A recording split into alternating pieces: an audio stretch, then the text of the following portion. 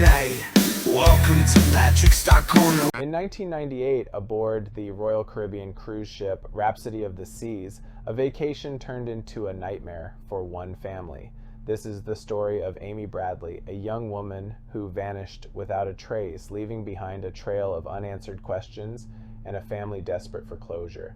In 1998, Amy Bradley was on top of the world. She had recently graduated from Longwood University, graduating with a degree in physical education. She attended with a scholarship in basketball and was known for her strong swimming abilities, as well as having previously worked as a lifeguard. Amy was planning to start a new job at a computer consulting firm. She had just gotten her own apartment and adopted a dog. When the company Amy's dad worked for offered the family a free cruise vacation, they gladly accepted. It would be their last family vacation before Amy and her brother left home and became adults. For some reason, Amy seemed nervous about going on the cruise. On March 21st, 1998, Amy and her family boarded the cruise towards Curacao. The family was enjoying their trip, but weird stuff started to happen the second night at dinner. The dinner was a black tie dinner, so the Bradleys all got dressed up and posed for pictures as a family. The cruise ship would have the photos for sale after dinner. During the dinner, the staff seemed overly attentive to Amy in particular. Anytime she mentioned wanting another drink or whatever, the crew would rush off and back to her super quickly like she was a celebrity. The other passengers even started to comment on how much attention Amy was being given by the waitstaff. Afterwards, the family viewed their pictures that were for sale. Strangely, all the photos containing Amy were missing. Amy and her brother Brad went off to a calypso party, as her parents Ron and Iva stayed behind at the restaurant for drinks. Staff approached Ron and Iva asking where Amy was because they wanted to take her to Carlos and Charlie's. This is the street of Carlos and Charlie's. It's that yellow building with the thatched roof. Carlos and Charlie's was the last place that Natalie Holloway was seen on the night she vanished. Once Amy and Brad get tired of the party, they head to the cruise ship's nightclub. Amy can be seen dancing and drinking.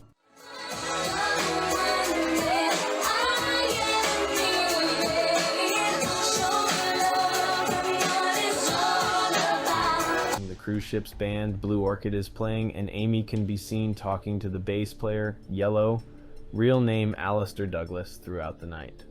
At about 3:45, Brad heads back up to his room. Amy follows 15 minutes later. The siblings went on to the balcony where they smoked and talked. Eventually, Brad got tired and went to bed. Amy said she would be in shortly. She said she was going to stay out on the balcony and get some fresh air, so told her I loved her and went inside. When Dad Ron awoke at 5 a.m., he says he saw Amy was still on the balcony. 30 minutes later, Ron checked again, but Amy wasn't on the balcony or in the room. All her things were still in the room, even her shoes. The only things missing were her cigarettes and lighter. He initially thought Amy had went up to the cruise ship deck to smoke and take pictures, but after searching the deck for over an hour, he still couldn't find Amy. At 5:50 a.m., another passenger reported seeing Amy going back to the nightclub with Yellow, aka Alistair Douglas. The witness said they saw Yellow give Amy a brown cup, which they assumed was coffee. The witness said they saw Yellow leave the club, but Amy was no longer with him. That morning, Yellow also approached Brad and said, "Hey man, sorry to hear about your sister." This is disturbing because at that time, no one other than the captain and his security team knew about Amy being missing.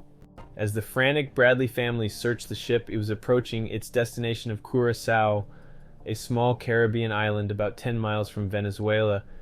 The Bradleys begged the captain not to let anyone off in Curacao. The captain refused. He agreed to do a search, but would not make an announcement because it might scare the other passengers. The Bradleys can only watch helplessly as 4,000 passengers get off the boat and onto Curacao. At 5 p.m., the captain informs the family that his crew had searched every nook and cranny of the ship, and Amy wasn't there. The crew started offering theories about what happened to Amy. By the Bradleys, the captain suggests Amy could have fallen overboard. The Bradleys are skeptical. She wouldn't come near the rail and never did in the first couple of days of the cruise. I don't think that there's any chance she fell over accidentally. But if Amy didn't fall overboard accidentally, what could have happened? Some members of the ship's crew suggest Amy might have jumped on purpose, committing suicide.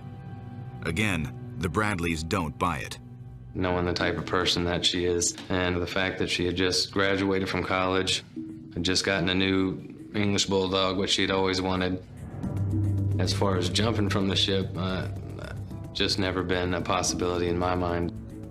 Another crew member suggests Amy might have disembarked in Curacao. He suggested that Amy might be found on Curacao, that maybe we should leave the ship. And we said, well, maybe we should stay on the boat. And he said, well, if you stay on the boat and she ends up in Curacao, we can't get you off. At 5:30, the Bradleys make the decision to get off the ship and onto Curacao.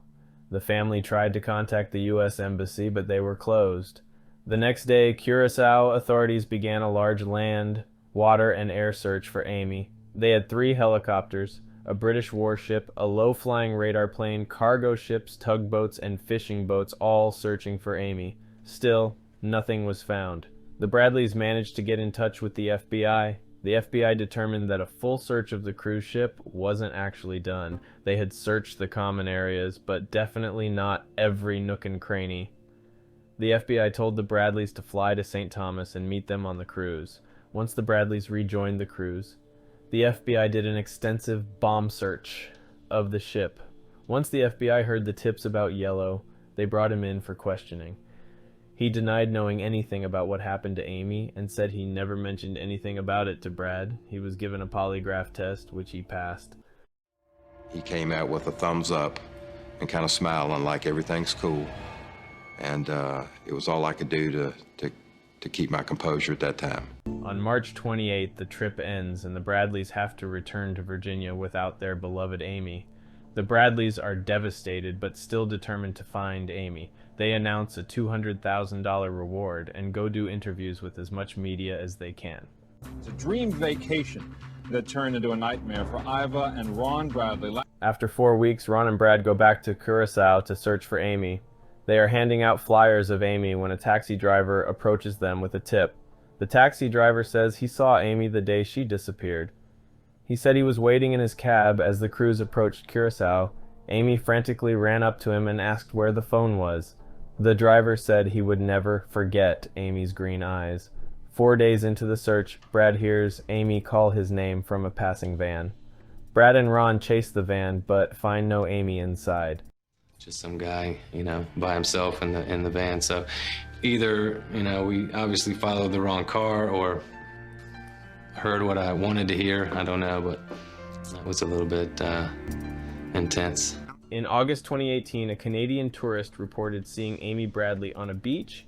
He said she was flanked by 2 men. One of them matched the description of Yellow. Credibility is unquestionable. This time, this could be it. This could really be Amy. He described her to a T, to include her tattoo. I was 2 feet away from her. 2 feet. That's how close I was.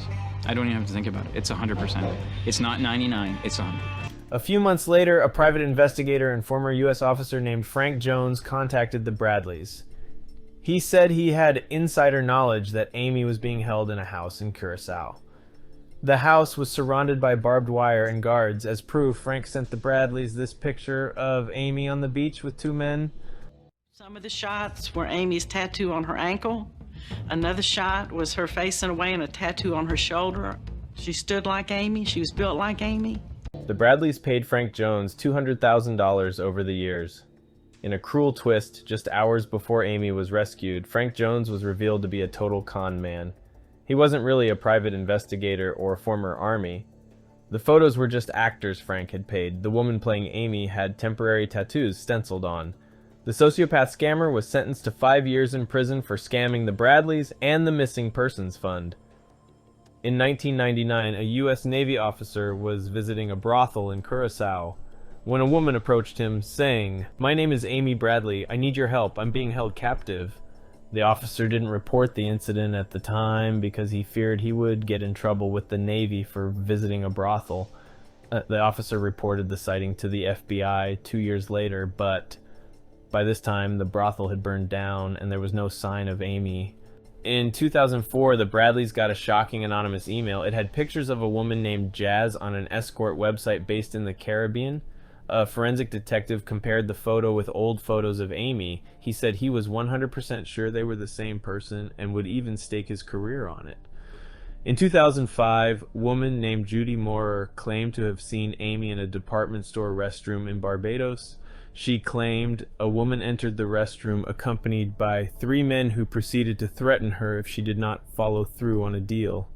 She alleges that after the men left, she approached the distraught woman. Ready to cry. So I tried to talk to her because I could see that she was just really distraught. So I said, "Well, where are you from?" And she talked so softly that I could barely hear her, but at the time I thought she said Virginia. What the woman told Judy next was unmistakable. So then I says, "Well, what's your name?" And then real softly, she says, "Amy." And What did you do when she said her name was Amy? Well, I said, "Oh, my daughter's name is Amy." She got the most horrid look on her face. Her mouth flew open, and she did a pivot towards me and then starts walking towards me and getting in my space like this. And she did that 3 times, like she was trying to get me to be quiet. Again, this lead led nowhere. Amy Bradley was declared legally dead in 2010, but her family holds out hope she is still alive. Amy would be 49 years old if she were alive today. To me, it seems Amy most likely died the day she went missing. Maybe she went to vomit off the balcony and accidentally fell over. I think it's horrible these witnesses, however well-meaning, have led this poor family to believe their beloved daughter has been enslaved all these years. Although, I guess anything is possible. Let me know what you think happened to Amy Bradley in the comment sections. Thanks so much for watching. As always, I will see you very soon. Bye. In the darkness, where secrets hide, there's a corner where the truth resides. Gather round, all you seekers of the night. Welcome to Patrick's Dark Corner, where things come to light. Patrick's Dark Corner, uncovering the mysteries, diving deep into the